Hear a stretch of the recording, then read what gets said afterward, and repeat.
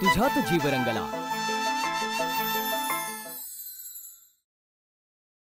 तुम्हाला भिजायला द्यायला नको होतं।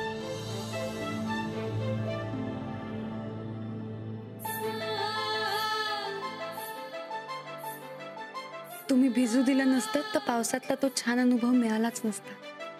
आणि एका छान अनुभवासाठी थोडासा त्रास झाला तरी काही हरकत नाही।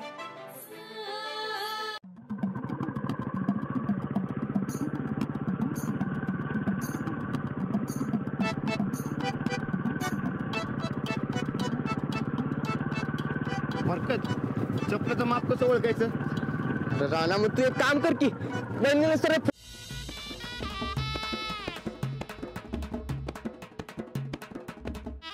तुम्ही इथे काय करताय? ताप आलाय का नाही ते बघत होतो। असं पायाला हात लावून? हा म्हणजे पायात ताप उतरलाय का नाही ते बघत होतो। पायात? ते समजा जाऊ दे हो, तुम्ही झोपा निवांत। आता कसं पाय लांब करून झोपलं होतं तसं झोपत तुम्ही झोपा। हो नाही माझी झाली झोप। अहो माणसाला बरं नसल्यावर त्यांना झोपायचं असते। तुम्ही झोपा नाही तर दुकान बंद व्हायचं। ह्याच हातावर तर आपला संसार उभा आहे। कर्तव्याचा कठोर हात आहे, आधार देणारा। आपण एकमेकांचे हात कधीच सोडायला नको। अजिबात नाही सोडायचं।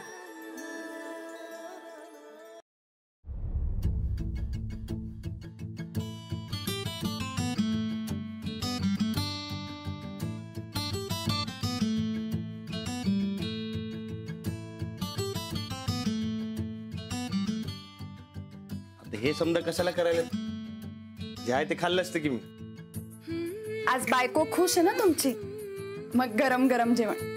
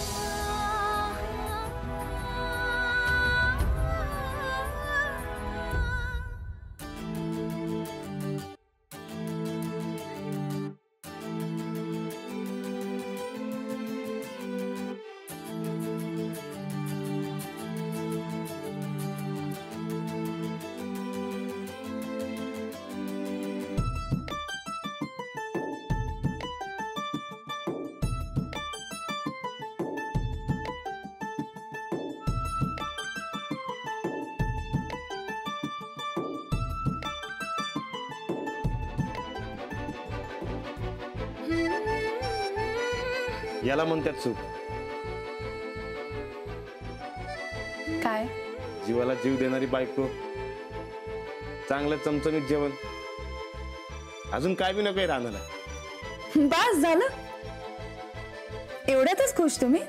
नाही म्हणजे घरातली माणसं बी पाहिजेत सोबतीला। आता घर म्हणलं की समधी आलेच। आता एकदम बरोबर बोललात तुम्ही। आपण दोघंच असून काही उपयोग नाही। संसार सुखाचा करायचा असेल ना तर आपल्या बरोबरच इतर माणसंही महत्वाचे। सगळे आपले असायला हवेत। आपल्या घरातले समधे आपलेच आहेत की। हो। मग तिला आम्ही संग घेतली, निघालो परत चालत चालत। आव गोदका त्या दिवशी समदे बायका वाटत चुकल्या असतील बहुतेक। हा मला नाही माहित, पण आम्ही पुढे चालत चाललो चाललो अर्धा पाऊण तास चालत राहिलो। आणि पुढे काय एक म्हातारी उभी होती, वाकडी तिकडी काठी घेऊन चालत होती। जक्क म्हातारी होती। तिला धड चालता बी ना, केस पिंजारलेली, अगदी भयानक दिसत होती ती। आम्ही भीत भीत त्या म्हातारी जवळ गेलो, तिला विचारलं तर ती म्हणली, काय? या रानभुलीच्या माळावर माझी सून आणि तिची पाठ राखील दोघी बी हरवल्यात. मी त्यासनी हुडकायला लागले. मग मी म्हणलं तुमची सून आणि तुमची पाठ राखील आमच्या संग आहे असं म्हणून मी वळून बघितलं.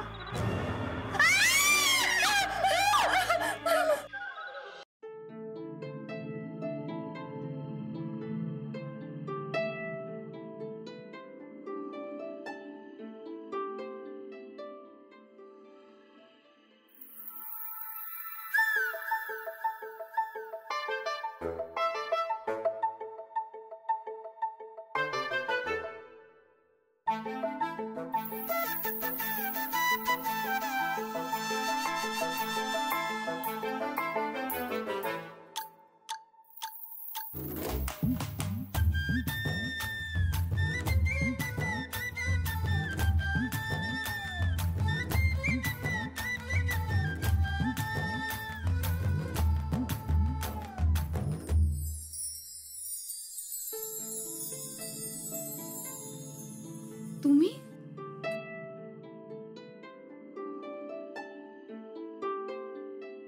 आता इथे काय करताय? तुम्हाला अंधाराचं भ्या वाटते ना व?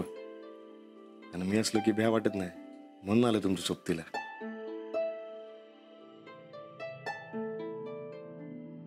अच्छा, तुम्ही विझवलीत मेणबत्ती?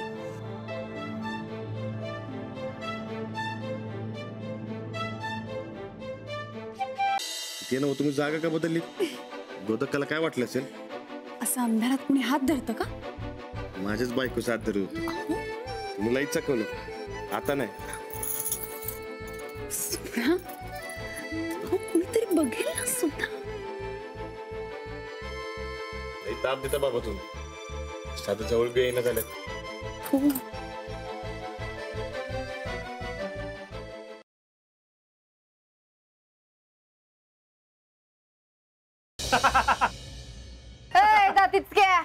हसायला काय झालं? अहो, मग आजकालच्या पोरांना इतकं बडक नटलेलं नाही आवडत. अहो, आजकालच्या पोरांना पोरगी जशी आवडेल तशीच असायला पाहिजे ना. तूच ये इकडं आणि सांग की काय करायचं ते.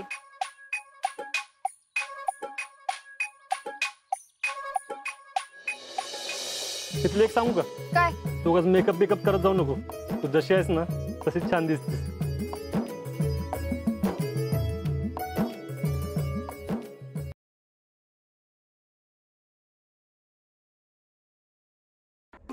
मग बसमध्ये ओळख झाली. कुठल्या शिर्डी कोपरगाव एस टी बसमध्ये. कुठली एसटी बस? तुझी पंढरपूर बस असायची इथनं कोपरगावला जायचं कॉलेजला ना. मग फर्स्ट टाइम तिला बघितलं तसं प्रेमात पडलो. त्यांची अटच ती होती, तू जेव्हा केव्हा डिवोर्स घेशील मला तू तुझ्या दोन्ही मुलांसोबत हवी, मला फक्त तू नको, तू सुद्धा नको, मला काहीच नको.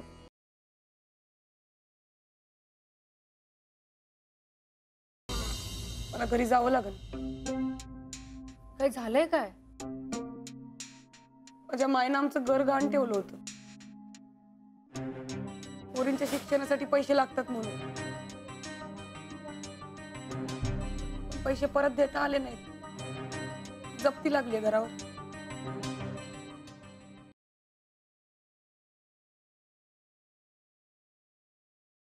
हमने जो कुछ भी कहा ना वो हमारे दिल का दर्द था.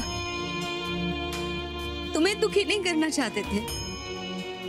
काश बेटा, काश हमारा पहला पोता तुम्हारी कोख से आता, हमें बहुत खुशी होती.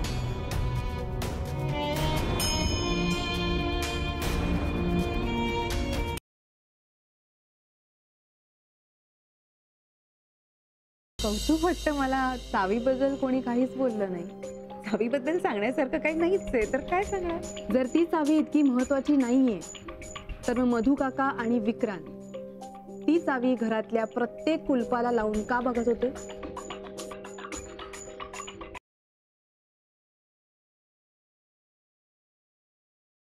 झालंय का ते तरी सांगशील का मला? लायर आहेस तू, खोटं बोलतोस माझी नेहमी. पण बच्चा झालंय तरी काय झालंय मलाच विचार तू. मी तुला पैसे मागितले, तू मला पैसे दिले नाही दिले. आणि त्या राधिकाने स्कूटर घेतली. तुझं आणि ह्या मुलीचं प्रकरण चालू असल्याचा सज्जड पुरावा आता माझ्याकडे आहे. अरे व्हॉइस रेकॉर्डिंग दोघांचा आहे, आता दोघांचा आवाज राधिका नक्कीच ओळखेल.